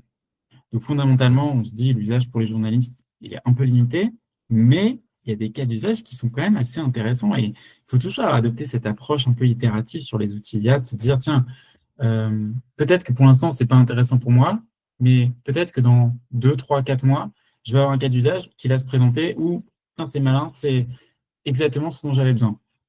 Et là, en fait, on s'est amusé un petit peu avec Anna, avec Chepo de l'équipe de journalisme AI, et on s'est dit, tiens, ça serait malin que les, les cours, les modules que je vous prépare, on les mette dans l'IA pour nous sortir un mini résumé audio. Et ce résumé audio, c'est celui que je vous mets à chaque fois en début de module, en vous disant, voilà, si vous n'avez pas le temps de lire la version papier, parce que c'est une semaine chargée pour vous, ou parce que vous avez trop de travail, vous pouvez vous pouvez l'écouter dans les transports, je vous ai fait une version audio. Alors évidemment, ça n'a pas vocation à remplacer un podcast. Vous verrez, faut prendre cette tech pour ce qu'elle est vraiment. C'est pas sa vocation, c'est pas de faire ça. Mais par contre, elle est en capacité de synthétiser un document et de vous ressortir un petit résumé audio qui fait le travail. J'insiste vraiment là-dessus, c'est pas un outil pour faire du podcast. Mais moi, je sais que ça m'arrive régulièrement de consommer des résumés audio comme ça quand j'ai envie d'apprendre davantage sur tel ou tel sujet et que j'ai pas forcément le temps. Le matin, je me mets ça et j'écoute ça. Donc, c'est un cas d'usage que j'ai et qui est assez smart. Enfin, en tout cas, je trouve que c'est assez malin de l'utiliser comme ça. Tu voulais réagir, Alexandre? Oui, pour le coup, ce que ça me fait penser, c'est une autre partie, c'est la partie carte mentale, en fait, Oui, qui est proposée. Et là, lors d'une présentation que j'ai faite la semaine dernière chez nous, on avait pris le sujet de l'affaire Lafarge, en fait. Et ok. on avait mis des audios, etc. Et je vais vous partager mon Ah bah, écran pour que vous c'est génial. puissiez, si je fais présenter maintenant, Et procès la évidemment, Diop, on prendra ta question juste après. Euh, en fait, j'avais mis des audios de chez nous, des notes, des papiers que nous, on a produit, que de la production interne. Et la partie carte mentale, en fait, qui se trouve... je vais revenir si je veux bien me la mettre. Donc là, c'est les Juste sources et les ici. articles, hein, c'est ça, hein. Ouais, vous voyez, j'ai pas mis beaucoup. J'ai mis une vidéo, je crois que c'est celle de France 24. J'ai mis des audios de chez nous et des papiers. J'ai copié-collé un PDF d'une question et une réponse à l'Assemblée nationale. Et la carte mentale sur ce sujet-là, elle a quelque chose de très intéressant. C'est que sur l'affaire, en fait, eh ben, il va nous montrer les faits reprochés. Moi, j'adore les dessins, donc ça me permet de me projeter. Ça ne parle pas à tout le monde, mais en tout cas, ça nous représente de manière visuelle l'affaire. Et c'est des choses qui sont parfois bêtes, mais le journaliste, quand il va regarder euh, le, La carte mentale, elle va dire, ah, c'était quoi le rôle de la DGSE? Et là, il voit des noms cités, etc. Et ça lui rappelle les choses. Et ça lui permet d'aller aussi naviguer différemment dans l'univers des données qu'il a mis à disposition à Notebook LM. Et cette vision-là, alors chez certains, ça fonctionne absolument pas, parce qu'ils n'ont pas de représentation, ça parle pas en fait. Visuel, En quoi. Oui. revanche, ouais, visuel. Alors que chez d'autres, bah, tout de suite, ça va permettre, ah ouais, l'effet reproché, ah, il y a ça, c'est vrai, etc. Et là, pour le coup, c'était pour se projeter sur la réouverture de l'affaire, qui a été repoussée au 18 novembre à Paris.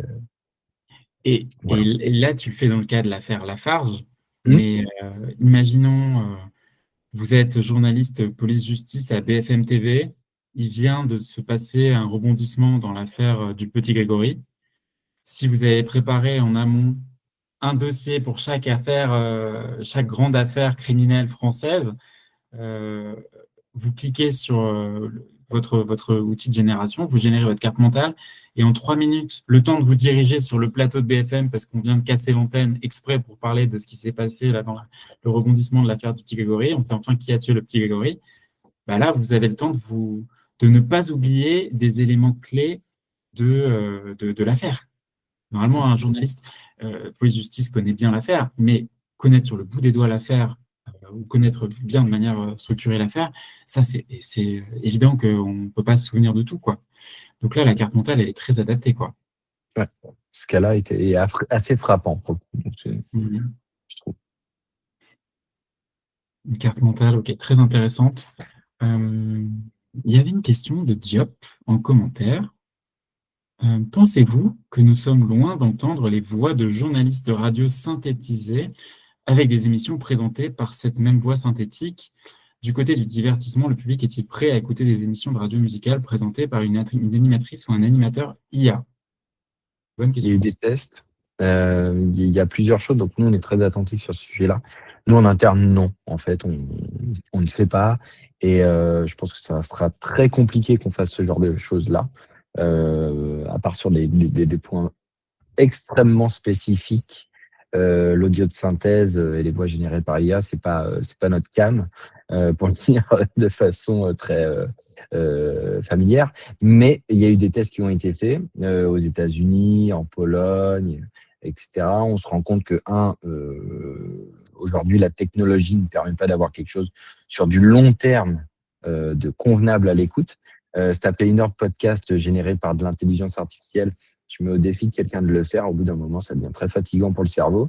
En revanche, il y a Notamment des sur l'AS tests. qui est généré par notre book LM, vous allez voir, passer 15 minutes, vous décrochez. Et encore 15 minutes, Ouais, c'est gentil. Parce qu'il n'y a pas ce, ce côté, enfin, cet aspect humain. Bien il n'y sûr. a pas de vie.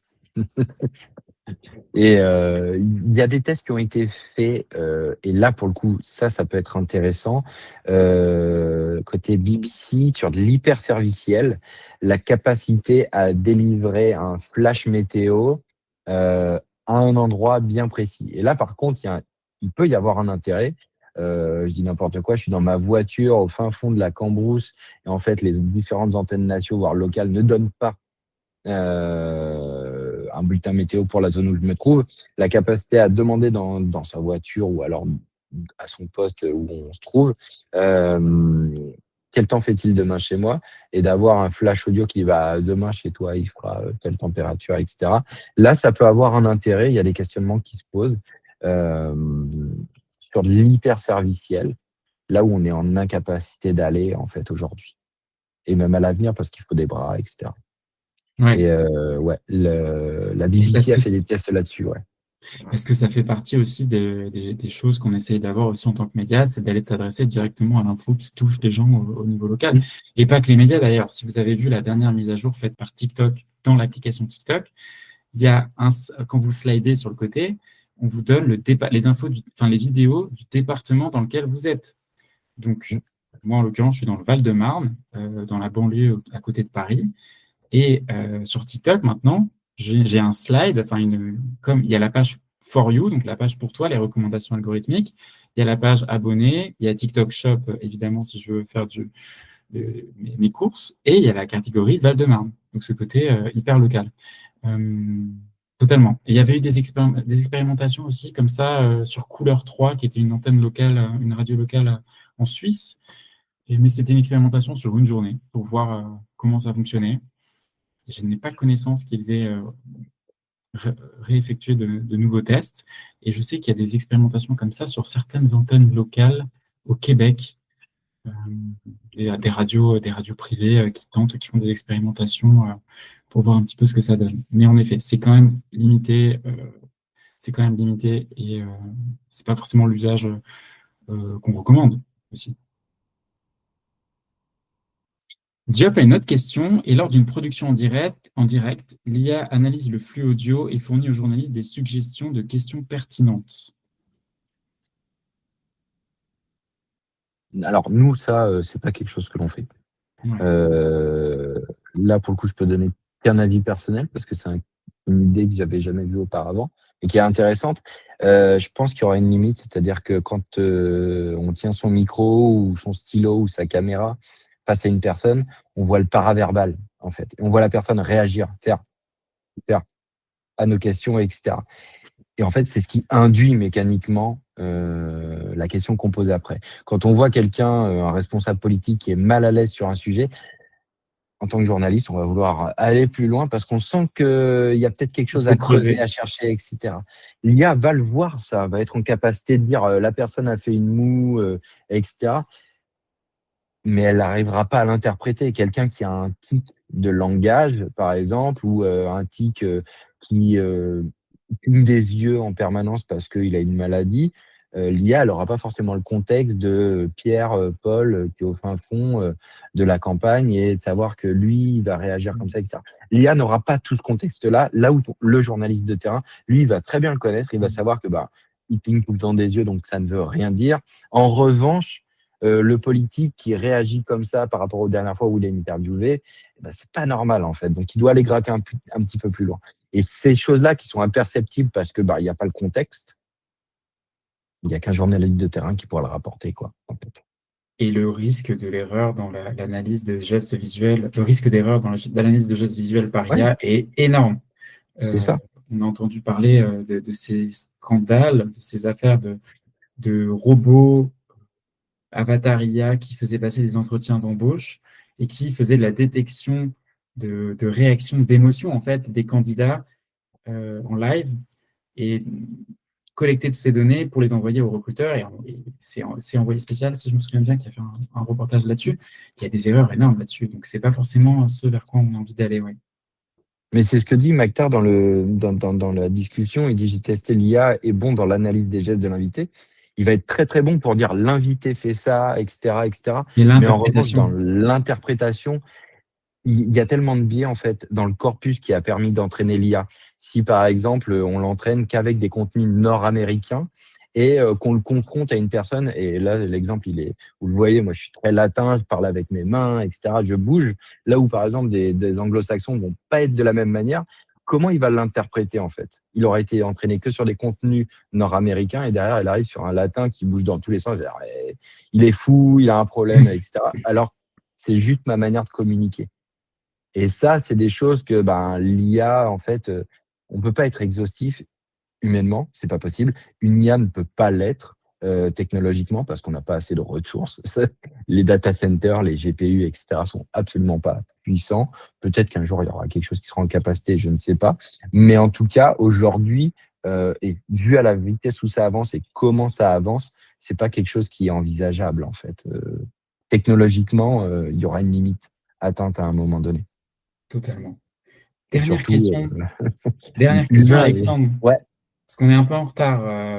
Merci à toi j'aime d'être resté un peu j'aime plus parler, c'est pour ça. longtemps. C'est passionnant de discuter ensemble de ce sujet. Dernière question, et je la pose à tous les invités qui vont passer dans ce format live. Parle-nous d'un projet IA qui n'est du coup pas dans Radio France, qui est à l'extérieur de Radio France, et que tu as vu récemment dans une autre rédaction, et tu t'es dit, waouh, c'est impressionnant, c'est très inspirant. C'est l'application, alors c'est chez la RTS en Suisse. C'est l'application du User Needs Model qui a été inventé par la BBC. C'est la capacité à rebondir sur les typologies de consommation des audiences. Et ça, ils l'ont intégré, eux, dans c'est Baker, leur back-office, en fait, pour pouvoir en direct live voir comment, en fait, les audiences se comportent par rapport à un sujet. Et ça a un véritable intérêt. C'est que cet outil-là va, par exemple, alerter sur un sujet. On est arrivé au bout de la pelote de laine. On a déjà fait tout ce qui était possible de faire sur le sujet et les gens s'en détournent. Et donc, ça permet aux Red Chefs, aux journalistes de dire, bon, on va arrêter de se creuser la tête là-dessus. Il n'y a pas forcément un intérêt supérieur et d'alerter sur d'autres sujets comment ça s'appelle, sont en train de monter. Et l'IA peut être là un outil pour dire, ah, tiens, il y a ce sujet-là qui est en train de monter. Fais attention. Les gens, on voit dans les commentaires à ton papier qu'ils aimeraient en avoir plus sur cet angle-là. Donc, ça peut donner une idée. Après, derrière, il y a toujours un clap du Red Chef et du journaliste pour faire le sujet. Mais en tout cas, ça permet d'alerter. Ça sert en termes d'alerting sur les sujets. Et ça permet aussi, par exemple, de se rendre compte que un papier qu'on a fait 5 ans auparavant, de façon inexplicable, est en train de remonter en termes d'audience. Et il y a des gens qui viennent le lire. Pourquoi là-dessus? Il y a ça. Et là, l'IA et l'application de cette boussole des user needs models peut avoir un intérêt. Je trouve ça hyper intéressant parce que ça permet d'augmenter le journaliste. En fait, c'est vraiment ça, moi, que j'adore, c'est m'apporter. Je suis très Marvel et DC Comics, donc c'est peut-être ça aussi, mais de m'apporter des pouvoirs en plus, en fait. Je reste toujours le maître de ces pouvoirs-là, mais ça m'apporte des capacités en plus. Je trouve ça intéressant.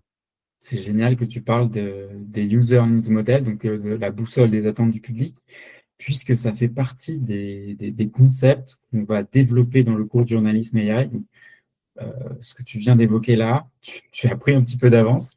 Et d'ailleurs, donc j'aurai vraiment le plaisir, le 27 novembre prochain, cochez la date, nous accueillerons Nicolas Becquet, qui est manager du pôle digital à l'Echo, donc un journal économique belge, qui a mis en application le User Needs Model dans la rédaction de l'Echo belge.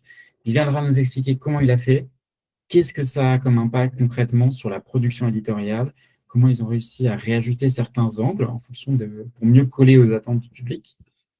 Et donc, on verra ça le 27 novembre à 18h heure française. Notez bien la date. Et la semaine prochaine, on va continuer nos sessions live. J'espère que vous appréciez ça. En tout cas, c'est vraiment un plaisir de pouvoir partager ça avec vous. Et la semaine prochaine, on sera en Suisse, justement. Donc, c'est un peu la suite logique. L'idée, c'est qu'on sorte un peu de la France, qu'on aille voir un peu ailleurs ce qui se fait, parce que c'est intéressant. Et on sera avec Sébastien Noir et Alexis Allman, qui sont au département technologie et innovation de l'EBU. Et là, on ira voir un projet européen, un projet d'IA européen. Donc ça, c'est assez excitant. Et c'est un chatbot qui est destiné aux journalistes pour notamment les aider à mieux sourcer et à mieux vérifier les faits. Et il est entraîné avec des données des médias partenaires, dont l'AFP et dont France Info, le service public aussi français. Donc, on regardera ça, et c'est un RAG, en fait, justement. C'est un RAG. C'est ce dont on parlait tout à l'heure, ce dont tu évoquais, Alexandre. Donc, notez bien la date. Ça sera jeudi prochain à 18h. Donc, ce sera jeudi 20 novembre. Et on parlera du projet IA Neo, que j'ai pu tester il y a quelques mois. Et franchement, c'est très intéressant de tester ça, qui est entraîné sur des milliers d'articles. Je crois qu'il y a 3000 articles chaque jour qui sont ajoutés dans Neo pour l'instant, et à terme, ça sera encore plus. Donc voilà, on présentera ce cas d'usage. Notez bien la date. Retrouvez-nous donc jeudi prochain. Et puis, il me reste à te remercier, Alexandre, pour le temps et ta présentation très concrète de ce cas d'usage. Bah, merci à toi de m'avoir invité. J'espère que ça vous a apporté des idées et ça a permis d'éclairer un peu ce sujet-là. En tout cas, c'était très cool pour moi. Comme vous vous êtes rendu compte, j'aime beaucoup parler, donc ça prend du temps. Et à noter aussi, dernière chose, on vous retrouvez mardi matin à 7h, le cours numéro 3 et le module numéro 3, vous allez voir, j'ai adoré préparer. Il s'appelle « Tout commence avec de la data ». Tout commence avec la data. Et on va insister sur l'importance de la data dans le but d'utiliser de l'IA. Et ce qu'on a vu aujourd'hui, c'est exactement l'application de ça, c'est-à-dire qu'on a besoin de quantités phénoménales, de 44 heures d'émission derrière pour les traiter et en tirer de la data supplémentaire à éditorialiser. Donc, ce sera la suite logique. Tout commence avec la data, 7 heures mardi matin. Eh bien, merci beaucoup à vous de nous avoir suivis. Merci à vous pour vos questions et vos commentaires. C'est très apprécié. Et puis, on se retrouve jeudi prochain pour le prochain live. Bonne soirée. Bonne soirée.